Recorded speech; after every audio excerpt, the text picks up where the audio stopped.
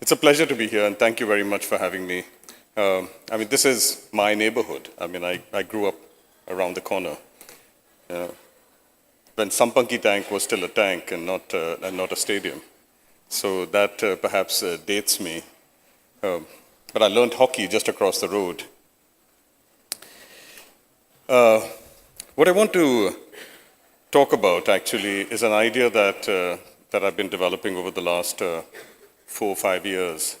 It was just called intervention of rivers, but it's actually invention of rivers. But what I want to do is actually posit a difference between Ganges and Ganga. Now, these are two words that are often used to refer to the same thing, a river. So they say that the Ganges is an English or a Greek or a foreign articulation, of a name that refers to a river. And Ganga is the Sanskrit or Indian or local name for a river, for the same river. But I want to suggest actually that Ganga is rain and Ganges is river. And there's a long history actually to the making of the Ganges. Now, there are two different paradigms of design, two very different paradigms of design. In fact, actually, the more you study them, Ganga as rain and Ganges as river, the two actually diverge. And they diverge actually in significant ways that begin to suggest that perhaps we have read the terrain of India wrong, and it could be read another way completely. In fact, it's possible that we have read the surface of the earth wrong, and that it could be read completely differently, and that there is an act of domination in the assertion of rivers. But unfortunately, we have made a choice. We have made a choice, actually, of rivers and river thinking. That has become our paradigm. When we look at our infrastructure, for example, or if you look at the way in which we teach our geography, they're all actually river dependent. I'm sure Anthony over here will enlighten us actually on how the Ganga is actually treated as a river, Ganges. Now, we teach our children actually that rivers drain the land. Rivers drain the land, and now the rivers have become drains. Why are we surprised? And they are literally our sewers. So, what we do actually is make an effort to control rivers. We extend them, in infrastructure, but then we fail to control them. We fail actually in our efforts, and this is Chennai. And basically we fail to drain the land because we're looking to rivers to drain the land, or we're looking to extend the drains of rivers to drain the land. And we fail. This is Chennai only recently.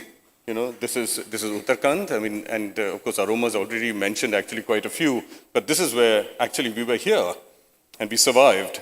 And I tell you, it is not a pleasant experience actually watching, mountains collapsing. So it's not just buildings being washed away, but I saw a whole mountain come down like that.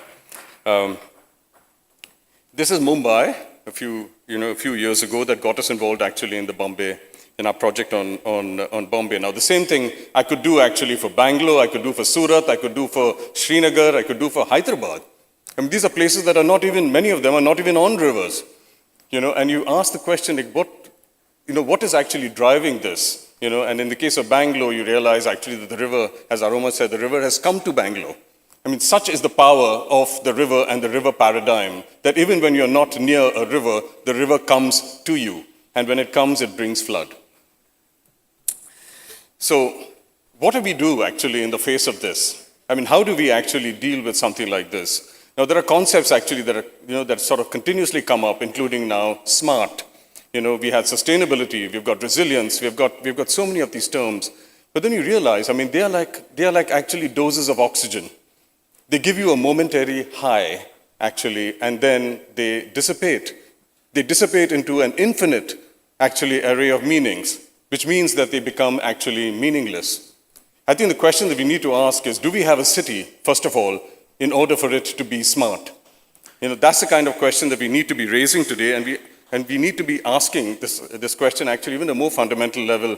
Are cities the way to see actually the surface of the earth as urban and rural, a divide, or urban and wilderness? I mean, are these actually concepts that come out of river thinking? And are there other concepts that come out of rain and the paradigm of rain? So how do we explain actually failures like this? What we tend to do actually is we blame rain. And that is our tragedy actually, that this country has actually, been built, you could say, actually on the ground of rain, and today we blame it. Now we think of other things like climate change, this, that, and the rest, but we've got our ground wrong. That's what we've got to see first. We've got our ground wrong. So when we talk about rain as the devil, we talk about controlling it, we talk about fearing it, we talk about everything actually that makes you cringe if you actually love rain. So where did we go wrong? One of the things now I want to sort of try and actually explicate is how we have actually chosen our paradigm of rivers. Now, if you look at this, I mean, this is Paul Klee's drawing actually of the hydrological cycle.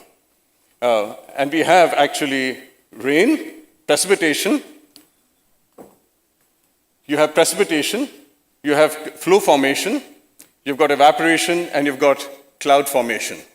And these are just 4 moments that he drew. He was an artist actually with the Bauhaus. And I love this drawing because it is elemental. I mean, any hydrologist will tell you that there are many more moments. But I think it brings out actually the characteristic of the hydrological cycle in a very simple sort of structure, because this is the way you teach our children actually the way water cycles. But what have we done actually in this thing? We have chosen this particular moment, number 2 actually in his drawing. We have chosen number 2 as the time as our moment, basically, in which to anchor our reality, our time of reality. And we have made water at other times actually into moments of ephemerality. So reality and ephemerality.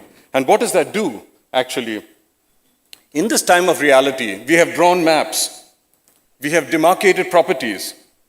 We have designed our infrastructure. We have written our history. We have actually understood our geography. We have understood it in this particular moment. There's a reason why maps are drawn actually when it is not raining.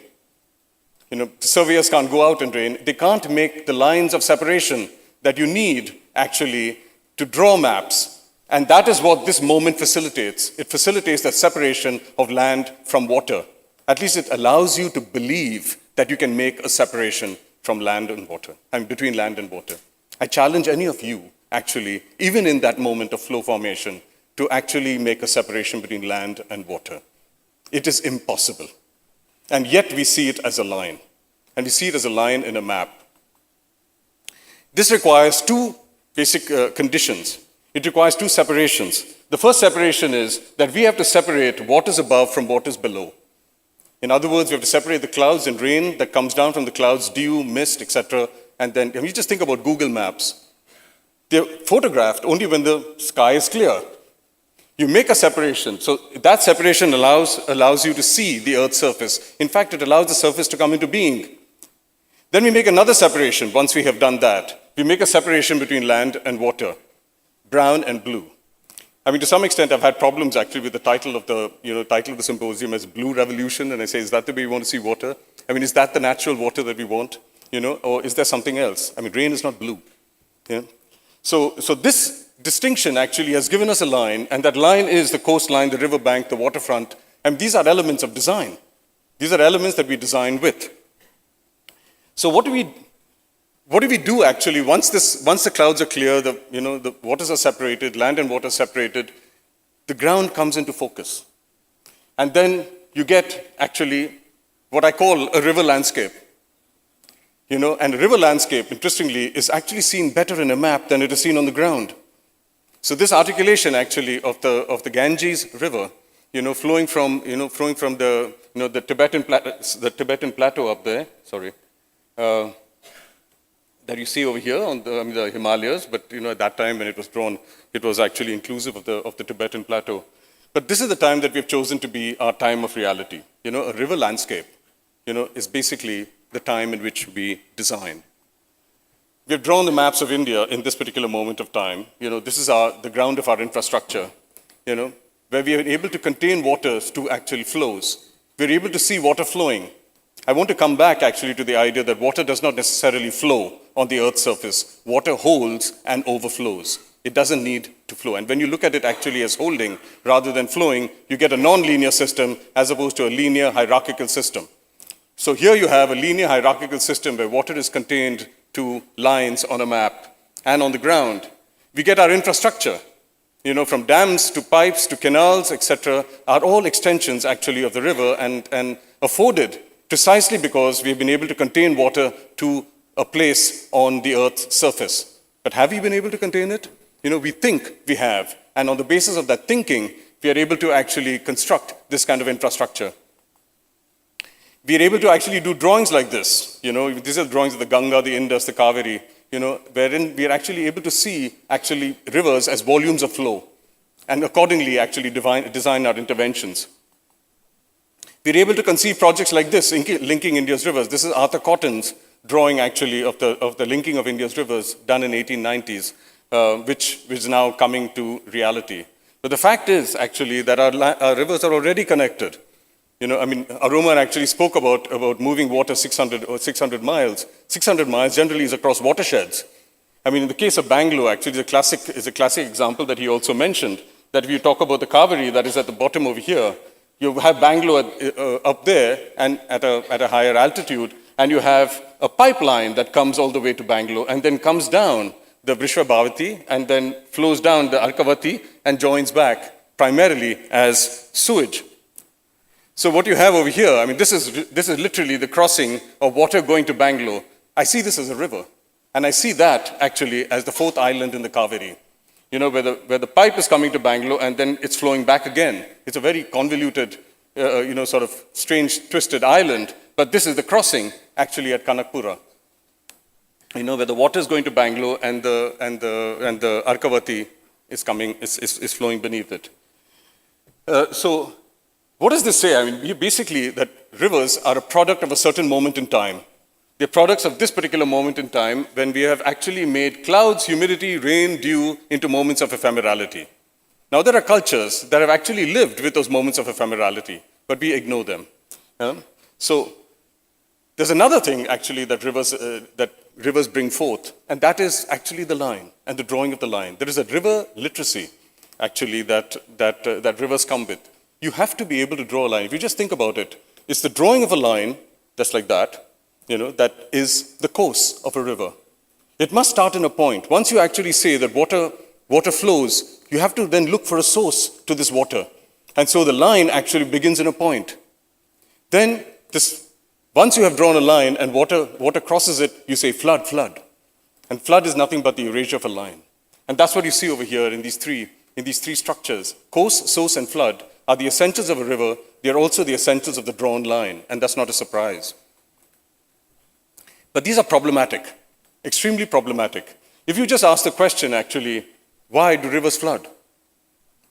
Rivers flood because they cross a line, drawn by a human being. We have asserted, actually, the limits of this entity. And who has asserted the limits of this entity? Someone, but the very fact that you can conceive of limits, and then when water crosses it, you say flood. Now, this, to some extent, is a criminal act, because there are people who have actually been evicted on the ground that this is a floodplain. On what basis do you say this is a floodplain and not part of the system of water? Not only that, ecologists actually take floods as a natural phenomenon. How can floods be natural if they're crossing a line actually that's been drawn by human beings?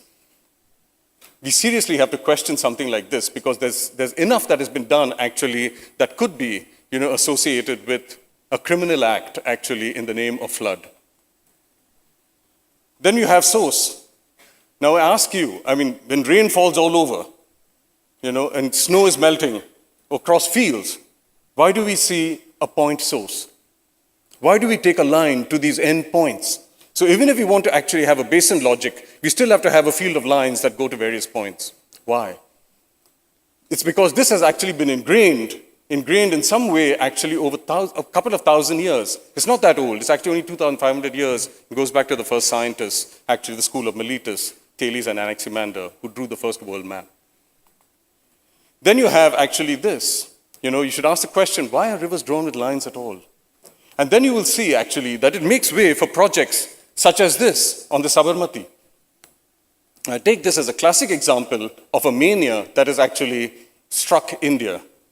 It is raining riverfronts, lakefronts, waterfronts. We all want it because it's property. That's what we want. We want property. And think about what I just said actually. Properties come actually when you contain water to two lines. But here, there's something more serious going on. Actually, when you look at the Sabarmati and you look at how the water for the Sabarmati comes, it comes from the Narmada River. Actually, that basically flows to it via a canal, just so that we can have a river in order to have a riverfront development. How sad that is, that we are so desperate for property that we do this. And now we have Gift City, where we actually have this wonderful blue that is the river, and this blue is another river, and it's going up here just to give you a riverfront. I think this is very sad, and we need to question it more seriously and ask, are we this desperate, or is there something else that we can do?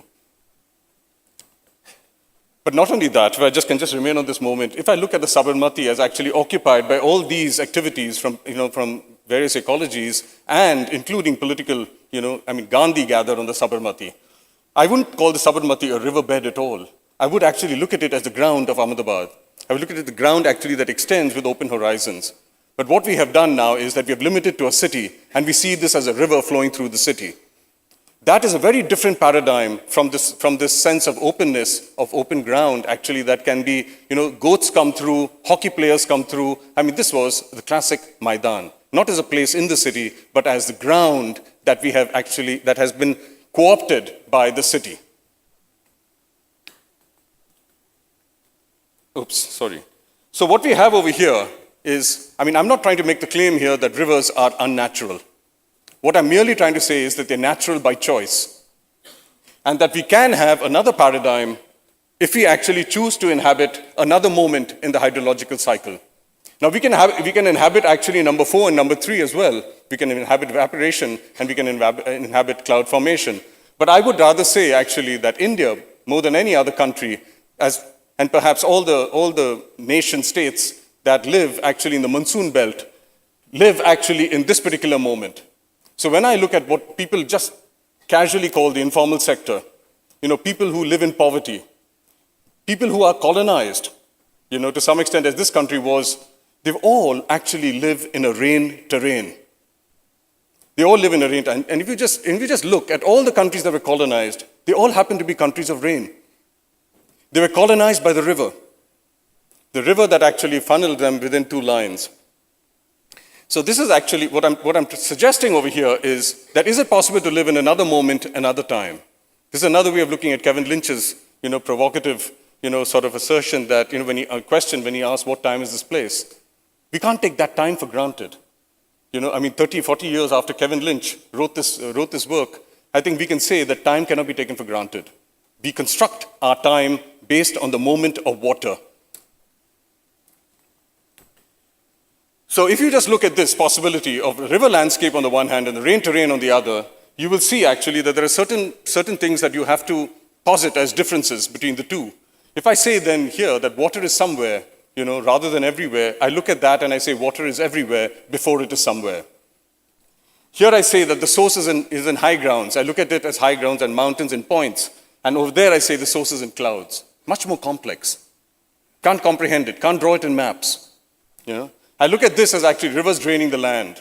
You've subordinated them. You made rivers into servants. And now with sewers, we made them into our untouchables. So what about the other side? You look at the other side is actually holding rain. Water doesn't drain off the land. Water holds. Rain holds. Over here you have flows. Over there you have overflows. I love this drawing, by the way. I love the choice actually of the insignia for this conference. Because one thing it says very clearly to me is that I hold water and I can't draw a line around a tank, which is actually phenomenal, I think. But with this kind of a scheme, can you imagine designing with that kind of fluidity and the thing, and not knowing where the end of this water is? But that's what that is. So here you have a linearity and hierarchy, of a river system. That is why we're able to put rivers, actually string them up like this, as if we are stringing them up to dry. And on the other hand, you have over there actually a non-linear system that you cannot put to a map. So we have to invent new ways to represent what we call rain. You cannot reduce it to rivers. So this is, if I had to look at the monsoon actually as something that comes from the southwest, I can see it actually on this particular world as actually coming from the southwest, hitting the high grounds and then forming rivers to come down. That's the way in which I would look at it.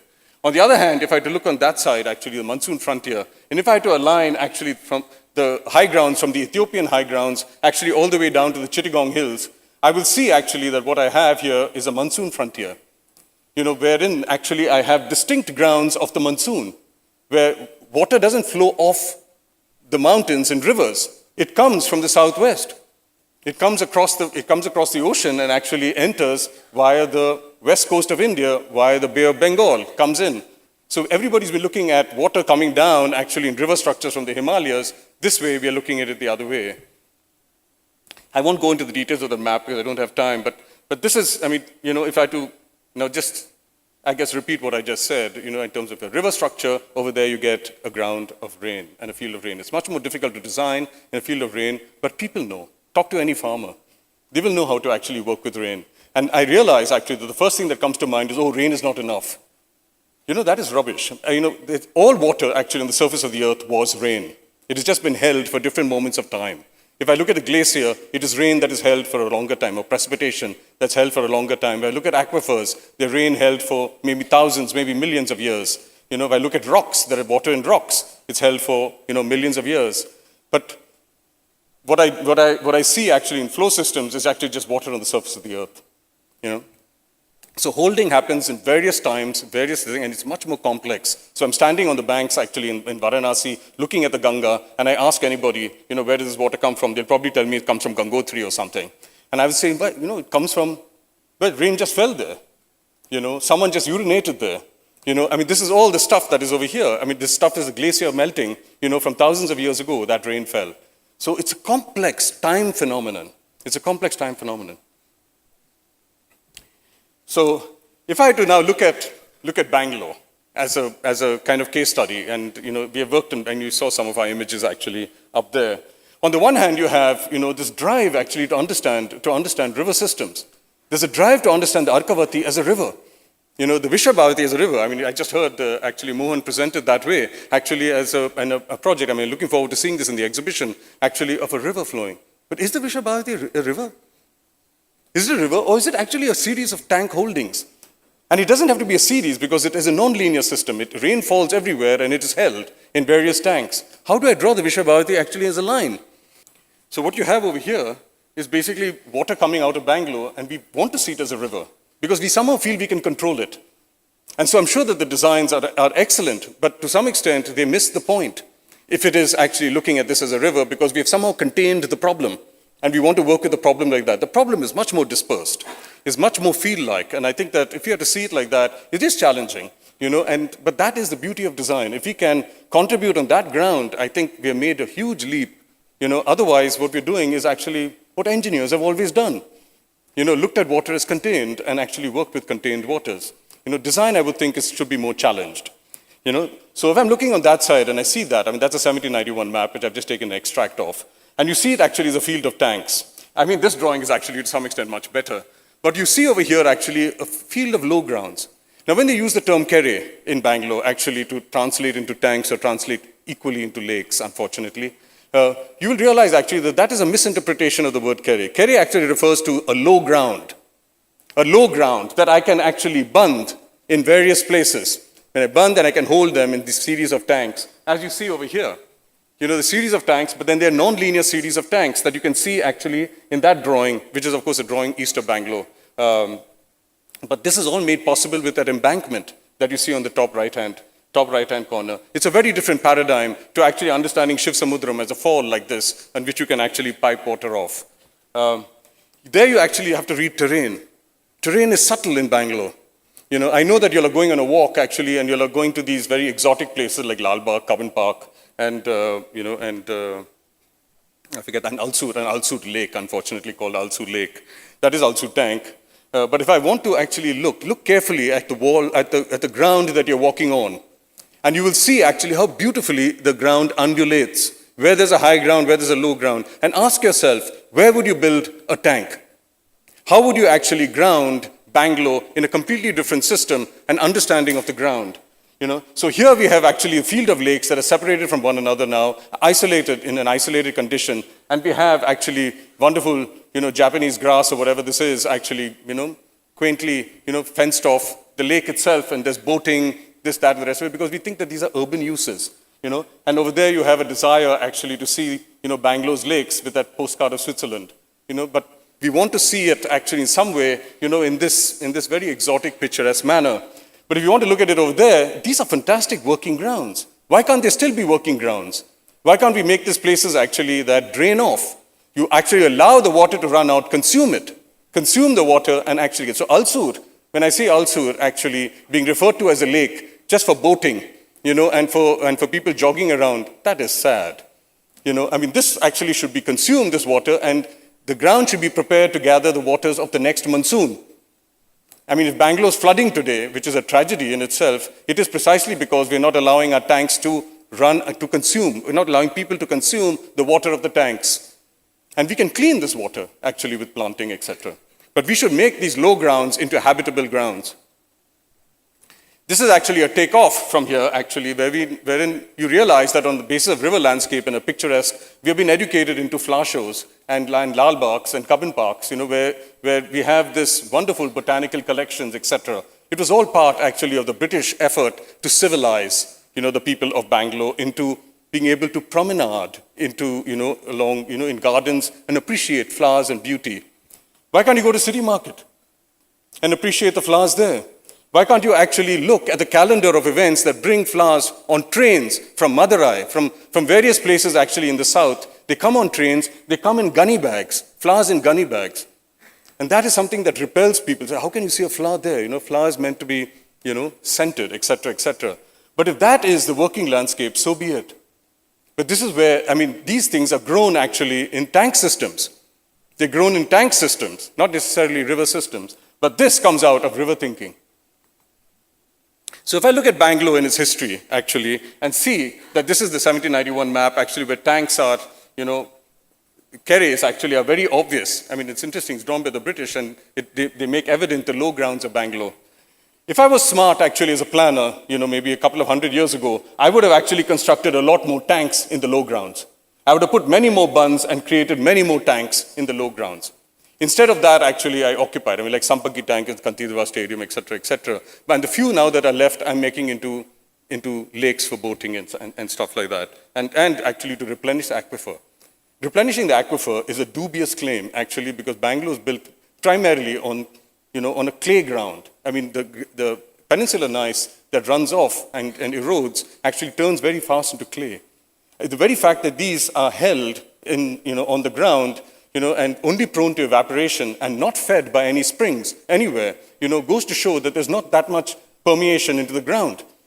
So there's a lot actually of ecology that we are just spouting as adopted facts actually on the ground of theories that need not apply actually if you were to look at the material of Bangalore. Here I just wanted to quickly take you to a project that we worked on in the defense colony, which is that red little tank that you see on that end outside the map of Bangalore, which has been added to this, is in the Balandur system. You can see it over there. This is part of, now Defense Colony Park. And we said, can we recover the low grounds of Bangalore gradually? Now, this may be a 100-year project, it may be a 200-year project, but isn't it worth starting? Worth beginning now, rather than pushing this notion actually of pipe water systems? Can we make a transformation and recover Bangalore's low grounds, Bangalore's carriers, in other words? So I'm not talking about tanks, isolated. I'm not talking about lakes. I'm talking about actually systems wherein, you can recover actually two grounds, high grounds and low grounds. So this is actually a field of holdings that we turn this thing, rather than making this a beautifying, beautiful park of, that is only grounded in an aesthetic of plant material, we said, why don't we construct a topography of holdings? So if you don't mind, I'm just going to race through because I have 10 minutes, I'm told. So then to go to Mumbai, and some of these you have seen, so I'd keep it for the workshop if anybody wants to talk about it then. But this again was actually challenging the coastline. Is the coastline something that we should value, or can we work without a coastline? And I will take you to Norfolk actually at some point and show you what we're doing actually in the Chesapeake Bay. So there were two Mumbais that we said. We said Bombay actually is a city on an island and grounded actually in river thinking. And therefore they were trying to drain the water off because it is flooding. Because that's the main concern of the planners over there, is actually how to get the rainwater off the ground. And for us it was, how do you hold this stuff? How do we hold it? How do we soak it? How do we? So we actually looked at Mumbai in an estuary in the monsoon. We said because that is a place that is more like it should be in a monsoon climate. And so they want to blame a river. We are saying, we are looking at the whole planning paradigm as wrong-headed. That's grounded in river thinking. There's just two projects. Here you have this river where you're trying to control the river under this thing. Where over there we said, why can't we make this actually a field of holdings? So not about seeing flows, but about holding and cleaning it. This is primarily sewage. And they're calling it a river, but it is really an overflow nala actually of the Vihar, reservoir that was constructed in the 1800s. So you have over here actually a whole scheme, which again I won't go into, but the act of drawing it, et cetera, was challenging the whole planning paradigm. The thing is that when you challenge this paradigm and you realize you can't use the map, what do we use then? And we have to invent new ways. So we started turning to the section as opposed to the plan. So can we have projects that are section-driven and not plan-driven? Because plan-driven actually leads to the master plan, leads to the control of water in a place. So we were primarily thinking about how do we free water. So this is our project in Norfolk, actually, where we are working with the Army Corps of Engineers to what we call turn the coast. This is a place that was hit by Hurricane Sandy. And while much of the focus is on New York, 200 miles up, 300 miles up, we are focused actually on Norfolk at the bottom of the Chesapeake, which is here in the middle of the map there. So you see hurricane, and the way we look at the hurricane is that it was erasing the line. And can we listen to this? That it was not just actually challenging us to reinforce this line, it was erasing it. And so can we work without it? Can we work without a coastline? So is there a coast? Another way of actually looking at a coast. And so they're seeing no options. There are two things. You either defend by constructing a barrier on the line, or we retreat to higher ground. Now Norfolk is a city that you will see over there, that with 4 feet of water, 4 meters of water, it is pretty much under. It has already experienced actually 15 inches of sea level rise. And that is actually costing, basically water is not draining, as Aroma pointed out, with a river system. But these are creeks. And basically in high tide, water cannot exceed. And the point is that you can't even build a barrier around this thing, because this is the structure of the land. The structure of the land actually is fingers. Fingers coming down. So if I'm looking at that as the Chesapeake Bay, and the first map is black, I'm looking at the Rappahannock, I'm looking at the James River, the Potomac. I'm seeing it actually structuring fingers of high ground. And the fingers of high ground break into smaller fingers of high ground, break into smaller fingers of high ground. And how will you build a barrier on this? You can't build this thing with the coast as convoluted as this. So what we said is, why don't we treat the coast actually like this? Where there's a porosity, and there's a wonderful field of ecologies where plant material and, animals actually go between fresh and salt. You're talking about the Manhattan, you're talking about the blue crab. They all actually move between fresh. How can you put a barrier? And so how do you facilitate this movement of ecologies, this way, as opposed to putting a barrier this way? And so I'll just quickly whiz through this, but this is a place that is hit by hurricane, it surges. But the question is, how do you design for sea level rise? You may be familiar with the projects actually, Rebuild by Design in New York, et cetera, et cetera. All these projects are levee projects. They're designed for sea level, for surges of the sea, not for sea level rise.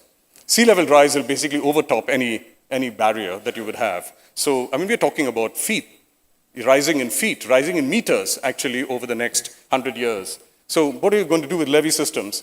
But designers are caught in this, while engineers, interestingly enough, the Army Corps has already moved beyond it, and they're looking at different possibilities. So what we came up with the fingers of high ground, wherein you have actually high grounds and low grounds that are structured actually by different temporalities and different uses. So while land use planning just does that, we are looking at it sectionally and saying there's high ground, there's low ground. Why don't we actually work with uses on the low and uses on the high that could be actually seen differently? So play areas can be down, we can give it to the sea once in a while, and housing can be raised on high ground. But then we can build this high grounds, fingers of high ground. There are also found conditions everywhere, the highways, et cetera, et cetera. Why can't we make these into multiple uses and diversify infrastructure that exists? I won't go into all these possibilities, but there are some amazing possibilities. And if I have time to tell you, I can. We chose 2 projects to work on, 2 places where we said, why don't we actually demonstrate what a finger of high ground could be? And so it came with a lot of complexity and this thing, but how we meet the sea, in this case, how we meet the Elizabeth River, this is how you see, this is Lambert's Point. You can see how water eats up the ground if it rises. I cannot get into the actual conditions of this place, but again, it is about diversifying those point, so we hit the coast in points like that. And so we allow water to come in, and this is the way we're structuring it, not only for wave attenuation, but but also for ecologies that thrive actually on the gradient of salinity that can come further inland. We were recovering actually the creeks that were lost in the filling up of this ground by English settlers. They're going back actually to the early 1700s. And then this is the rhythms by which we work, the different ecologies, and how we are treating water biotically. So there's some amount of vermiculture and there's some amount of water, biotic treatment of water systems. This is now just to show you another stage, another point in the project of recovering creeks, holding water, holding rain, because people are drowning actually not so much with sea level, with the sea rising, but with the rain actually that has nowhere to go. So how do you hold rain? So designing for those holding, increasing holding capacities, transforming our infrastructure actually into a field of holdings and designing by field of holdings rather than designing by rivers and river systems. I'm not holding to this, by the way, the divide of river and rain in this point. So sections, you can see the sections in, if I go back 1 minute, if you look at that, that's the existing condition on the right. If I look at this, that's the change. So we're just raising ground, by 3, 4, 5 meters. Now you may ask, I'll just fly by this project, no time for it. If I just go with you can see how the fingers come into being. This is some sense of actually how we are designing piers actually that are ecological piers rather than just piers that are for ships and fishing, etc. How we can actually modulate and encourage various ecologies on a gradient of salinity. This is where the soil is coming from. There's a massive dredging site over here, 2 miles by 2 miles dredging site that is holding soil that is going nowhere. So we said, why don't we use this soil to raise ground? And so this has led to a whole project actually that, of soil cleansing and working soil with different materials in order to construct for different requirements. Okay, so coming back to the Ganga, in terms of, just sort of in conclusion, we're all familiar with the descent of the Ganga. Yeah, and it's just one of those rivers in a hierarchical system, the Ganges is. So what we say is why not actually work with rain, work with Ganga as a rain. Just to remind you what this is, it means working with source and clouds, working with completely different system actually that operates in that world versus this. We know the story actually of the descent of Ganga, and we hear it as, of course, the goddess descending actually from the highest heaven, as it were, or the sphere of air onto the sphere of earth, and she's taken on the head of Shiva and then flows down the locks of his hair. That's how we hear it. The locks of his hair, so it forms a river system. But what if she actually flowed down each of his infinite hairs? Then she pictures rain rather than river. And if she does actually picture rain, then what is the paradigm then that can follow as opposed to this, which is a linear system? We see this actually in Mahabalipuram, where it's a UNESCO site, and we see this as actually a representation actually of the descent of Ganga. What is sad about this is that actually is a cistern that holds rain, and that is an actual overflow of rain. And so that is not actually a flow system at all. It's an overflow system. So rather than see things symbolically in our history, why don't we see it actually as real? There's nothing symbolic, but we are educated to see it symbolic today, which is a real tragedy. It shows what our aesthetic has become. So we hold water where it falls. We hold rain where it falls. And you get a field system that's much more complex in terms of holdings, as opposed to a linear system like this, wherein we design our riverfronts. And I say that this is a paradigm that's been in place for 2,500 years. So you have to bear with me, actually, in understanding that we have constructed this over a long, long time. The river, actually, is an ingenious act of design that has been imposed upon this country. And we have actually adopted it and live with great difficulty, in the midst of this paradigm that doesn't fit at all.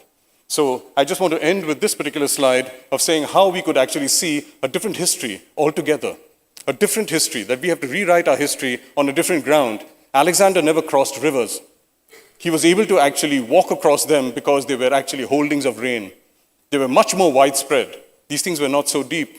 You're talking about, even today, you can go to the Brahmaputra and see things that are 60 miles, 70 miles wide during the monsoon. And that is the way in which the Ganga was. That's the way in which the Indus was. They were fields of rain. So we've been educated that Indus is a river civilization. I doubt it. What people did over there was live on mounds called janapads. And janapads are footholds, actually, in fields of rain, rather than this, behind lines and barriers that become levee systems. So if we actually live on janapads, we are living on discrete systems where water is free, rain is free, as opposed to actually this, where we contain it. So what I want to suggest, actually, is the possibility of designers working in a completely different ground, toward a different end that may not have the same time dimensions as this. So if people ask you, but this will take a long time, or this is too little, don't give in to that so easily. It's a different paradigm, and here we have to work actually with the multiplicity of the small. The multiplicity of the small is the raindrop. The raindrop actually is more valid than the flow actually and the waterfall that we're all called to look at. So I'll leave it at that. Thank you very much.